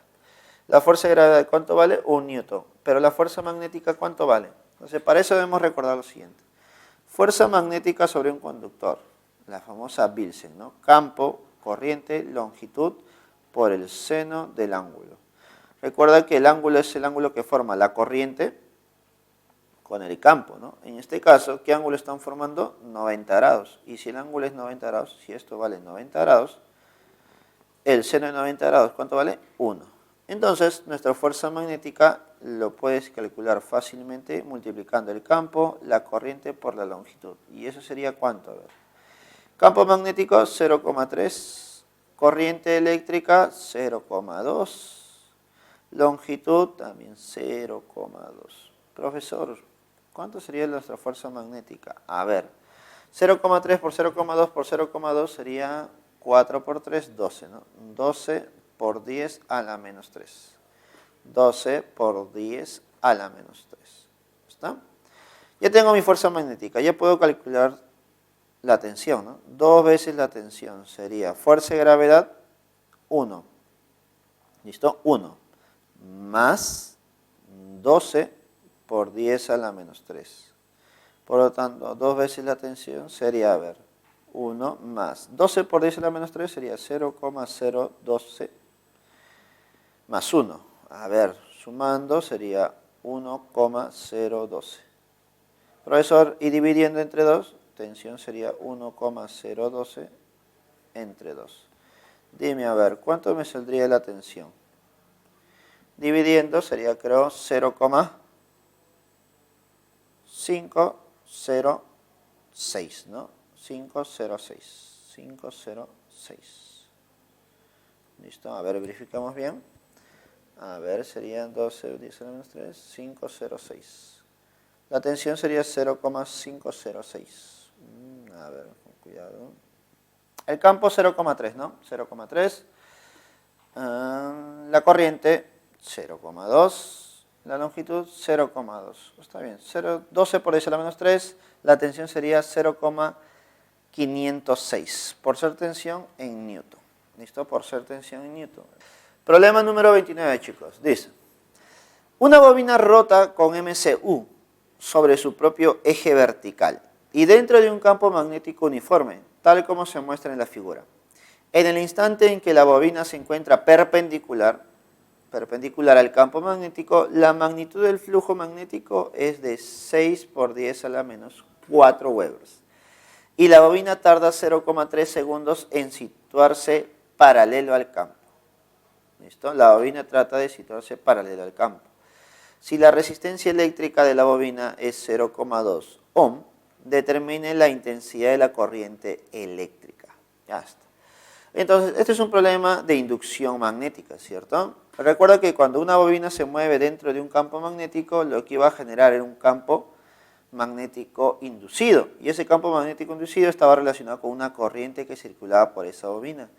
Y al circular una corriente por esa bobina, entonces esta bobina se está comportando como una fuente de fuerza electromotriz, es decir, como una FEN. Y esa FEN inducida, recuerda cómo lo calculábamos, como la variación de flujo entre variación de tiempo. En este caso vamos a considerar el valor absoluto, ¿no? Recuerda que el signo solamente nos da a entender la dirección de la corriente eléctrica. Entonces consideramos variación absoluta. Ahora, el problema me dice que la bobina se va a ubicar perpendicular y paralelo al campo. Entonces, la variación de flujo es cuando el flujo es paralelo menos cuando el flujo es perpendicular, ¿no? Perpendicular y paralelo. Entonces, debemos recordar, a ver, cuando el flujo, ¿cuánto vale el flujo cuando la bobina se encuentra paralelo al campo? ¿Cuánto tendría que ser? En este caso va a ser 0, recuerda que va a ser 0. Pero cuando se ubicaba de forma perpendicular, el flujo sería máximo, ¿no? Este flujo sería máximo. Un flujo máximo. Y justo es el valor que a ti te dan, ¿no? Entonces podemos decir lo siguiente. La variación de flujo sería 0 menos el flujo máximo, cuando está ubicado de forma perpendicular, que sería 6 por 10 a la menos 4. ¿Ya está? Entonces la variación de flujo sería negativo menos 6 por 10 a la menos 4 Webers, ¿cierto? Esa es solamente la variación de flujo, pero yo quiero la FEN. La FEN sería valor absoluto de menos 6 por 10 a la menos 4 sobre variación de tiempo. Es decir, el tiempo que tarda en ubicarse de forma perpendicular a paralelo. Y ese tiempo sería 0,3, ¿no? 0,3. ¿Listo? Entonces podemos decir que la FEN sería, ¿cuánto, chicos? Saldría como un 2 por 10 a la menos 3, ¿no? 2 por 10 a la menos 3 volt por tratarse de una fuente, de una FEN. ¿Esa sería mi respuesta? No. Es un posible problema, ¿no? Usualmente en los problemas te van a pedir la fuente, ¿no? Te van a pedir cuánto sería la FEN de este circuito, de este sistema, y sería 2 por 10 a la menos 3. Pero en esta oportunidad te dan la resistencia para que tú puedas calcular la intensidad de corriente. Y para eso debemos recordar, ¿qué cosa? La ley de Ohm. Según la ley de Ohm, ¿qué nos dice la ley de Ohm? ¿Listo? ¿Qué nos dice la ley de Ohm? Ohm nos dice que la FEN es igual a la corriente por la resistencia. Ohm nos dice que la FEN o el voltaje es igual a la corriente por la resistencia. Dime, la FEN vale 2 por 10 a la menos 3. La corriente que me piden es I y la resistencia que nos dan es 0,2. Sería 0,2. Por lo tanto, la corriente eléctrica, ¿cuánto sería? Sería 10 a la menos 2, ¿cierto? La corriente eléctrica sería 10 a la menos 2 amper. ¿Listo? ¿Y eso en qué clave estaría? 10 a la menos 2 amper estaría en la clave A. Estaría en la clave A. Y esa sería la respuesta para el problema número 29. ¿Listo, chicos? Siguiente problema ahora. Continuando, chicos, problema número 31, dice. Una espira cuadrada de 10 centímetros de lado y 10 ohm de resistencia eléctrica está situada perpendicularmente a un campo magnético inicial de 10 Tesla. Si el campo varía con el tiempo según la gráfica mostrada, hallar la corriente inducida en el intervalo de tiempo de 0 a 2 segundos. De 0 a 2 segundos. A ver, me están pidiendo, chicos, que calcule la corriente inducida, ¿no? La corriente inducida en ese intervalo de 0 a 2. Ya está. Entonces, si te das cuenta, es igual al problema anterior, ¿no? Si me piden corriente, me dan el tiempo y me dan todavía la resistencia. Entonces, recordemos la ley de Ohm nuevamente, ¿no? La ley de Ohm nos dice que la variación de voltaje, o FEM, es igual a la corriente por la resistencia. Si yo quiero la corriente, necesito la FEM y la resistencia. Resistencia vale 10. ¿Cómo calcularía la FEM? Entonces, estamos en un caso particular, ¿no? La FEM se puede calcular de muchas maneras, pero si estamos en una gráfica de campo en función del tiempo, recuerda que lo podías calcular como el área de la espira, en este caso espira cuadrada, por la variación de campo entre variación de tiempo, ¿cierto? No te olvides, en valor absoluto. Ya está. Ahora, recuerda que la variación de campo lo podíamos encontrar de la misma gráfica, ¿no? Con la tangente. Ya está. En esta oportunidad tuvimos un pequeño percance porque este 2 que está por aquí se ha desplazado mucho hacia la izquierda. Ese 2 debe estar por acá, chicos, ¿ya? Recuerda, hay problemas gráficos nada más. Ya está, ese 2 debe estar en esa posición. Ahora, la variación de campo sería el cateto opuesto, ¿no? Todo esto de aquí. Y la variación de tiempo sería todo lo que está por acá, en el eje del tiempo, que sería 2, ¿no? De 0 a 2, 2. Ahora, la pregunta es, ¿cuánto es la variación de campo? Si sabes que el campo final es 0, pero el campo inicial te lo dan en el texto, ¿no? Te dicen que todo comienza con un campo inicial de 10 Tesla. Entonces esto vale 10. 10 Tesla.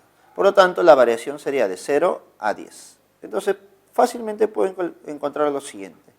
El área por ser espiral cuadrada sería lado al cuadrado. Variación de campo. De forma directa, variación de campo sería 10, ¿no? 10. Entre variación de tiempo de 0 a 2, 2. ¿Ya está? Entonces, la FEN sería lado al cuadrado, que sería 10 centímetros. Chicos, recuerden, deben pasarlo a metros. 10 por 10 a la menos 2, y esto al cuadrado, por 10 sobre 2 sería 5, ¿no? A ver, operando tranquilamente, sería lo siguiente. A ver, 10 por 10 a la menos 2, 10 a la menos 1. Al cuadrado sería 10 a la menos 2. Y esto por 5. ¿Listo? Lo dejo ahí nada más porque recuerda que no me importa directamente calcular el valor. Porque yo voy a reemplazarlo en otra relación, en otra fórmula, ¿no? Y ahí voy a encontrar lo que me piden, que sería la corriente. Entonces, usando la ley de Ohm, sería la FEN, que vale 10 a la menos 2 por 5, es igual a la corriente por la resistencia. Profesor, ¿la resistencia cuánto vale? 10. ¿Ya está? Entonces, despejando la corriente eléctrica, ¿cuánto me quedaría? Me quedaría 5 por 10 a la menos 3. Y por ser corriente, amper. Profesor, en mis claves no hay 10 a la menos 3. Recuerda que este 10 a la menos 3, ¿qué cosa es? Un mili, ¿cierto? Un mili. Por lo tanto, la corriente eléctrica sería 5 miliamper. Dime a ver si hay clave o no hay. Sí hay, ¿no? Sí hay, 5 miliamper. Y la clave sería la A. Problema número 31, avio. Continuando, chicos, problema número 33, dice, a ver. Problema de movimiento armónico simple. Dice, un cuerpo de masa de 0,5 kilogramos efectúa un movimiento armónico simple, un más, según la ley 0,5, y es igual a 0,5 por el seno de 10 pi t, donde y está expresado en metros y t en segundos. Determine la energía cinética máxima. Energía cinética máxima. Entonces recordemos, para un movimiento armónico simple, recuerda que la rapidez máxima se calculaba con velocidad o frecuencia angular, en este caso, frecuencia angular por la amplitud, y la aceleración máxima, omega al cuadrado, que es la frecuencia angular, por la amplitud. Lo ponemos por aquí, a ver. Me imagino que no te has olvidado, ¿no? El omega sería la frecuencia angular. ¿Listo? No te olvides, por favor, ¿ya? El omega es la frecuencia angular. ¿Está? Si te das cuenta, para cualquiera de esos dos valores necesito la frecuencia angular y la amplitud, ¿no? ¿Y de dónde vas a sacar la frecuencia angular y la amplitud? De la ecuación de movimiento, de la ley de movimiento. En este caso, la ley de movimiento sería y es igual a 0,5 por el seno de 10 pi por t. ¿Listo? Profesor, ¿tengo que analizar una función trigonométrica seno? Sí, pero no lo vamos a hacer muy complicado, ¿no? De forma muy sencilla nada más. Recuerda que lo que acompaña a la razón trigonométrica, que en este caso sería 0,5, representa tu amplitud. Y lo que acompaña al tiempo dentro de la razón trigonométrica representa la frecuencia angular. Entonces, de forma sencilla, tu amplitud vale 0,5, la frecuencia angular vale 10 pi. ¿Listo, chicos? Entonces, dime, ¿cuánto me quedaría la energía cinética máxima? A ver, energía cinética máxima. Energía cinética máxima. Profesor, si yo quiero la energía cinética máxima, sería un medio de la masa por la rapidez máxima, ¿no? Rapidez máxima al cuadrado. Y entonces yo quiero rapidez máxima al cuadrado. Sí, y eso sería un medio de la masa por la rapidez máxima al cuadrado. Rapidez máxima al cuadrado sería esto al cuadrado, ¿no? Que sería omega al cuadrado por la amplitud al cuadrado. Y ahora sí ya puedo reemplazar, creo, ¿no? Energía cinética máxima, un medio de la masa. Dime, ¿cuánto es la masa en este problema? 0,5. Dime, 0,5 es un medio, ¿no? Sí, un medio. por omega al cuadrado. Dime, ¿cuánto es omega al cuadrado? Profesor, omega vale 10 pi. Eso es 10 pi al cuadrado. Ya está. Por la amplitud. Dime, ¿cuánto es la amplitud? 0,5. Profesor, 0,5 es un medio. Nuevamente, al cuadrado. Ya está. A ver, opera, por favor. Un medio por un medio, un cuarto. Por un medio al cuadrado, otro un cuarto. Ahora, esto de aquí. 10 pi al cuadrado. 10 al cuadrado sería 100. Pi al cuadrado, notarás que tengo un pi al cuadrado. Nuevamente, pi al cuadrado por dato, me dicen que vale 10. Por lo tanto, nuestra energía cinética máxima en este problema, nos quedaría simplemente dividir 100 por 10 entre 4 por 4. A ver, para que no lo hagas muy complicado. 100 entre 4, ¿cuánto sería, chicos? 25, ¿no? Ya está. Ahora, sácale mitad. Mitad a 10, 5. Mitad a 4, 2. Dime, ¿cuánto es 25 por 5? Todo esto sería 125. Y 125 entre 2, ¿cuánto me quedaría? 125 entre 2 sería 62. Sí, 62,5, ¿no? 62,5 joules. 62,5 joules sería nuestra energía cinética máxima. Y eso estaría en la clave C, 62,5. ¿Listo, chicos? Problema número 33. Ya está. 35, chicos. Problema número 35. Un bloque de masa 0,075 kilogramos oscila en un resorte, ¿no? Genera un movimiento oscilatorio. Y otro bloque de igual masa, un bloque de igual masa, oscila como la masa de un péndulo simple. Es decir, vamos a tener un movimiento oscilatorio para un sistema bloque-resorte y un movimiento oscilatorio para una cuerda con un peso, ¿no? Un péndulo simple. Si la longitud del péndulo simple es 3 por 10 a la menos 1 metros, pregunta, ¿cuál debe ser el valor de la constante del resorte, constante K, para que sus periodos resulten iguales? A ver, periodos. Entonces, analicemos periodos. Hablamos primero de un sistema bloque-resorte. Para un sistema bloque-resorte, recordemos que el periodo, ¿cómo se calculaba? Como 2pi raíz de la masa sobre la constante K, ¿cierto? Ahora, recordemos también que para un péndulo simple, ¿listo? Si el ángulo era muy pequeño, se cumplía que el periodo iba a ser igual a 2pi por la raíz de la longitud sobre la gravedad, ¿cierto? Ya está. Profesor, me dicen que estos dos deben ser iguales. Entonces, el periodo 1 y el periodo 2 deben ser iguales. Entonces, por condición, a ver. Por condición, diremos, el periodo 1 es igual al periodo 2. Profesor, periodo 1 es 2pi raíz de m sobre k.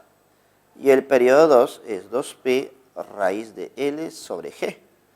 Dime, simplificando, 2pi y 2pi. ¿Se va? La raíz, dime, ¿se va o no se va? Sí. Elevados al cuadrado y se iría, ¿no? ¿Y qué nos quedaría? Nos quedaría la masa sobre la constante K es igual a la longitud sobre la gravedad. Como me están pidiendo la constante de resorte, y esa es la constante K, despejamos y nos quedaría masa por la gravedad sobre la longitud, ¿no? Sobre la longitud. Por favor, esto es lo que nos piden. Y creo que para encontrar esa constante, simplemente puedo reemplazar, ¿no? La masa, chicos, 0,075. La gravedad es 10. Sobre la longitud. Profesor, la longitud es 3 por 10 a la menos 1. 3 por 10 a la menos 1. Ya está. Entonces, operando, a ver, mira. No te emociones, a ver, no te precipites al operar. Este 10 a la menos 1 sube como 10, entonces sería 10 por 10, 100, ¿no? Y 100 por 0,075 sería 7,5 entre 3. ¿Listo? Y 7,5 entre 3, ¿cuánto nos quedaría? Nos quedaría 2,5, ¿cierto? 2,5. Entonces nuestra constante de elástica, constante de rigidez del resorte es 2,5 newton sobre metros. Y esa sería nuestra respuesta para el problema número 35, ¿no? 2,5 newton sobre metros y sería nuestra clave B. A ver, chicos, problema número 37. Problema número 37 dice lo siguiente. La figura muestra una onda armónica que se propaga hacia la izquierda. La propagación es hacia la izquierda, ¿no? La propagación es hacia la izquierda, a lo largo de una cuerda. Si la frecuencia de la onda es de 10 Hz, mira, dicen la frecuencia de la onda es de 10 Hz, indicar la verdad o falsedad de las siguientes proposiciones. 1. El periodo de la onda es de 60 segundos. 2. La longitud de onda es de 10 centímetros. 3. La velocidad de propagación de la onda es de 6 metros sobre segundos. A ver, te dan de dato lo siguiente. La frecuencia es 10 Hz, la amplitud es 5 por 10 a la menos 2, que eso lo observamos en la gráfica, ¿cierto? Y la longitud de onda es 0,6. Pero no era necesario que nos lo dijeran, ¿no? Porque mira, si te das cuenta, tengo 30 centímetros, ¿listo? 30 centímetros. Pero 30 centímetros es la distancia de nodo a nodo, ¿no? Entonces, para eso debemos recordar algo. A ver, recordemos, a ver. Espero que no te hayas olvidado. Si esto es nuestra onda, solamente una parte de nuestra onda, ¿listo? Diremos, los puntos de intersección con el eje horizontal serían nuestros nodos, ¿cierto? Los nodos. ¿Listo? ¿Listo? Serían nuestros nodos. ¿Listo? Entonces tenemos aquí 3 nodos. Ahora, los puntos máximos que están en la parte superior serían las crestas. Las crestas. Y los puntos mínimos, los puntos inferiores, serían los valles, ¿no? Los valles. Ya está. Entonces tenemos crestas, valles y nodos. Ahora, en esta longitud, la longitud de onda, recuerda que es la distancia de nodo a nodo, pero esos nodos deben ser no consecutivos o alternados, ¿listo? Dejando un nodo de lado. Entonces, esa sería nuestra longitud de onda. Profesor, pero si calculo el valor de la longitud entre nodo y nodo consecutivo, sería lambda medio, ¿no? La longitud entre dos, longitud de onda entre dos. A ver, respondamos cada una de ellas. El periodo de la onda es 60 segundos. A ver, periodo. La 1, periodo. Recuerda que el periodo numéricamente es la inversa de la frecuencia. Si la frecuencia vale 10, el periodo ¿cuánto vale? 0,1 segundos. Profesor, sencillo entonces. 0,1 segundos es igual a 60 segundos? No, por lo tanto la primera es falsa. ¿El periodo de la onda es 60 segundos? No, es 0,1 segundo. 2. La longitud de onda es de 10 centímetros. Es de 10 centímetros. A ver, notarás que la distancia de nodo a nodo consecutivo es 30 centímetros. Pero esa es la mitad de la longitud de onda. Por lo tanto, si 30 centímetros es la mitad, si ponemos por aquí, si 30 centímetros es la mitad de la longitud de onda, ¿cuánto será? 60 centímetros, ¿cierto? Por lo tanto, la segunda alternativa, ¿es verdadera o falsa? ¿Te dicen que es 10? No, no es 10. Entonces sería falso, La 3, la velocidad de propagación de la onda es de 6 metros sobre segundos. Profesor, velocidad de propagación de la onda. A ver, vamos a poner por aquí. 3. Velocidad de propagación. ¿Cómo se calculaba la velocidad de propagación de una onda? Velocidad de propagación era lambda por el periodo, ¿cierto? Lambda por la frecuencia. Velocidad de propagación es lambda por la frecuencia, que tú también lo conoces como lambda sobre el periodo, ¿no? Que era lo mismo. A ver, entonces reemplazando los valores, dime, velocidad es lambda. ¿Cuánto era la longitud de onda? Profesor, 60 centímetros. 60 centímetros. Pero recuerda, para calcular la velocidad debemos estar en metros, ¿cierto? Entonces 60 centímetros sería 60 por 10 a la menos 2. Por la frecuencia. ¿Cuánto vale la frecuencia en este problema? 10, ¿no? 10. Ya está. Por lo tanto, la rapidez o velocidad de propagación efectivamente sería 6 metros sobre segundos. Sería 6 metros sobre segundos y la tercera sería verdadero o falso. La tercera sí sería verdadera y sería la única verdadera, ¿no? Entonces la primera es falso, la segunda es falso, la tercera es verdadero. Falso, falso, verdadero. ¿Cuál sería nuestra clave? Enano, ¿no? Sería la E. ¿Listo, chicos? Y ese sería nuestro problema 37. ¿Listo, chicos? Problema número 39. A ver. Dice, si la frecuencia umbral de una fotocelda de sodio es de 5,6 por 10 a la 14 Hz. 5,6 por 10 a la 14 Hz. Determina la energía cinética máxima de los fotoelectrones emitidos cuando es iluminado con una radiación de frecuencia de 7,6 por 10 a la 14 Hz.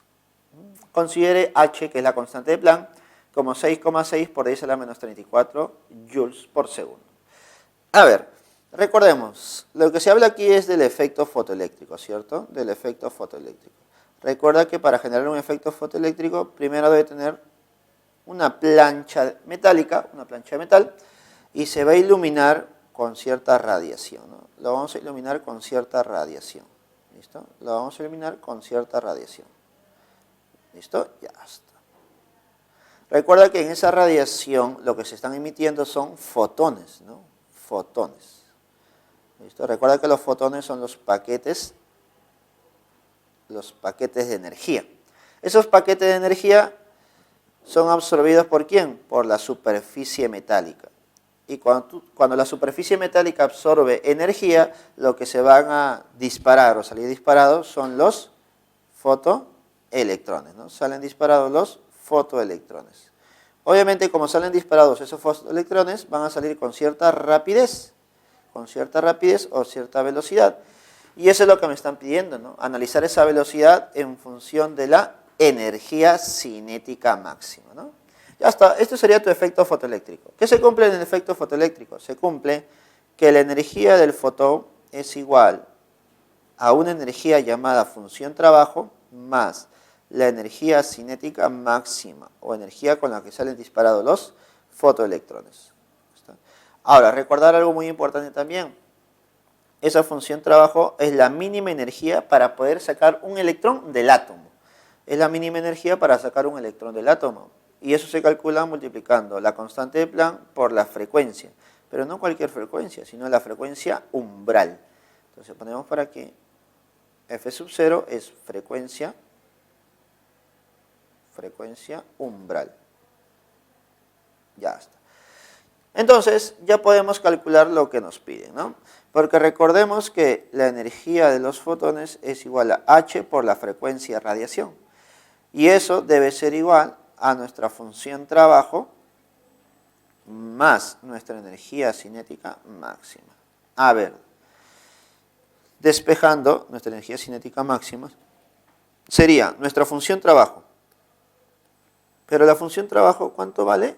Es igual a H por la frecuencia umbral, menos H por la frecuencia de radiación. A ver, sacando en común, la constante de Planck sería constante de Planck por la frecuencia umbral menos frecuencia de radiación. Y reemplazando sería 6,6 por 10 a la menos 34 por frecuencia umbral, chicos, frecuencia umbral. ¿Listo? Frecuencia umbral. A ver, creo que hemos hecho un despeje erróneo, ¿no? Aquí sería, a ver, vamos a corregirlo rápidamente. Sería al revés, ¿no? Sería frecuencia radiación, porque el término función trabajo sería restar. Entonces sería frecuencia de radiación menos frecuencia umbral. Listo, a ver. Listo, a ver, corrigiendo rápidamente. Listo, ya está. A ver, entonces sería frecuencia de radiación menos frecuencia umbral. Restamos la frecuencia de radiación, que el problema nos dice que vale 7,6 por 10 a la 14. ¿Listo? Menos la frecuencia umbral, que sería 5,6 por 10 a la 14. ¿Listo, chicos? A ver, operando esto, ¿cuánto sería? 6,6 por 10 a la menos 34 por 7,6 por 10 a la 14 menos 5,6 por 10 a la 14. Obviamente solamente restamos la parte que acompaña al múltiplo de 10, ¿no? 7,6 menos 5,6 sería 2. 2 por 10 a la 14. A ver, operando nos quedaría que la energía cinética máxima sería 6,6 por 2 sería 13,2. Por 10 a la menos 34 por 10 a la 14 sería 10 a la menos 20, ¿cierto? Por tratarse de energía sería en joules. A ver, vamos a ver si hay alguna o tenemos que transformar. A ver, 13,2 por 10 a la menos 20 estaría en la clave A, ¿cierto? En la clave A. 13,2 por 10 a la menos 20 joules estaría en la clave A. Y esa sería la respuesta para el problema número 39, que sería un problema de física moderna, semana número 18, llamado tema efecto fotoeléctrico. Listo, chicos. Bueno, chicos, hemos visto una gama de problemas, hemos visto de la semana número 1, como los problemas de cinemática, hemos visto semana número 2, analizando el movimiento rectilíneo, hemos visto movimiento parabólico, hemos visto dinámica, trabajo, un poco de energía. Por ahí hemos visto también temas de las últimas semanas, ¿no? Como física moderna, efecto fotoeléctrico, hemos visto movimiento armónico simple, hemos visto problemas de todo tipo. Y me he basado en los problemas que a ti te van a ayudar para este último examen, los cuales van a ser problemas directos. Recuerda que los problemas en un examen son directos, no son muy operativos, no son muy complejos, porque tenemos poco tiempo para resolver. Entonces esperemos que te haya gustado, hayamos resolvido algunas dudas que te han quedado por ahí con estos problemas que hemos hecho. Conmigo será hasta otra oportunidad. Nos vemos, chicos, cuídense.